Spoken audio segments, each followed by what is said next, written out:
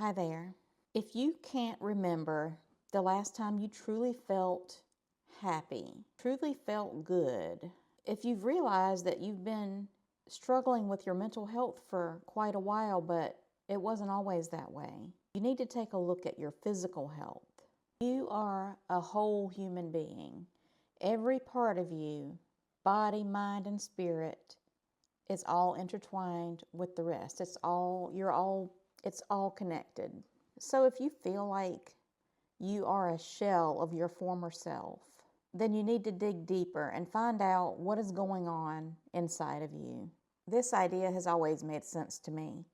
I spent years studying nutrition and alternative health, trying different things, but I really didn't connect the dots for myself until recently. A few years ago, I started feeling just unwell, and I assumed that it was just menopause, but different weird symptoms kept popping up, and then it started to impact the way that I was able to work and live. Certain symptoms I had were debilitating, and I've spent the last 4 years going to numerous doctor visits and having many different medical tests and have never gotten any real answers.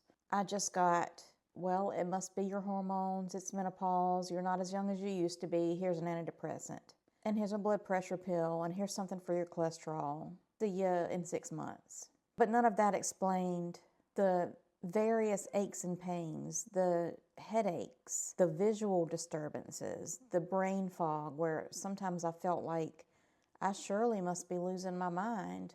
This is the frustrating reality for so many people, especially as we get older and especially midlife women and beyond. We're dismissed with vague explanations of its age, its hormones, and we're told that it's just a part of getting older and it's normal. But I don't think it's normal to feel like crap all the time. It shouldn't be normal. There are plenty of older people in this world who are thriving and just bursting with vitality. I've learned recently that autoimmune disorders are running rampant in women, age 40 and up mostly. Something like 80% of the autoimmune diseases in the world are afflicting women. These autoimmune processes could be quietly brewing below the surface, and they come along with things like chronic systemic inflammation and insulin resistance. I've been told for years that I'm okay because my A1C was in the normal range. Let me go back a second. If you're thinking this is all about diet and exercise, I want to tell you that it's not just that. It's also about stress. It's also about your sleep habits. And it is also about trauma. Every one of us has some trauma. It's not just childhood trauma. We have childhood trauma, but we also have trauma from our adulthood. And we also have family trauma that's been passed down. And if you have been living the bulk of your adult life in survival mode, going to work, coming home exhausted, just feeling like you're on a hamster wheel, then you have enough stress in your life to make you sick. Chronic stress isn't just exhausting, it's physically damaging. I'm not a physician, but I know the effect of cortisol on our cells, and it also disrupts your hormones, weakens your immune system, and fuels inflammation. The unprocessed trauma that I was talking about keeps us in a constant state of fight or flight, which makes it harder to heal, harder to regulate our blood sugar, harder to fight off inflammation. So I finally decided to take my health into my own hands, more so than I ever have. As I've mentioned in previous videos, I recently joined Function Health. I'm not sponsored by Function Health, but I do want to share the resource, so I'll link it below. I got 114 lab tests with my membership. It's $499 a year. And in 6 months, I'll be retested on a lot of those major markers. Anyway, I found out that I have autoimmune processes going on in my body. I don't have a diagnosis.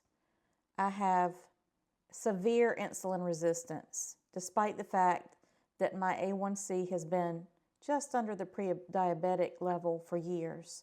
And I have severe chronic inflammation in my body. I've always been a pretty healthy eater, and I've always been pretty health conscious, but I have struggled with sugar. I'm really, okay, I'll just say it. I've struggled with sugar addiction, but I've recently gotten really, really serious about sticking to an ultra low carb, whole food, anti-inflammatory diet. I will also link some of the channels that I've been watching to educate myself down in the description. I have recently gotten a continuous glucose monitor from Lingo. Tomorrow will be 2 weeks that I've had it on, and I've learned so much about what affects my blood sugar. I learned that I'm spiking my blood sugar all night long, and then in the morning when I wake up and get out of bed, I have a blood sugar spike, and my blood sugar stays elevated all morning without even eating anything. And it's because of my sleep, because I don't sleep well. And then it'll spike, and then it'll drop, and then it'll spike. So anyway, I've started really getting serious about the diet. What I'm doing is kind of a paleo, but without any starchy foods whatsoever. So my carb count is really low, and I'm abstaining from dairy, any grains, anything processed, even the slightest bit artificial, and no seed oils. So there's no eating out for me because I'm making sure that I have healthy fats and none of that nasty vegetable oil that is in everything else. Anyway, I just wanted to tell you that I'm on a journey. I'm on a health journey now, and I want to encourage you, if you are seeking answers and not getting anywhere with traditional health care, I want to encourage you to advocate for yourself and go beyond traditional health care and dig deeper and realize that if you don't feel well, maybe you realize that you're depressed or anxious, maybe it's just you just feel like you don't feel well.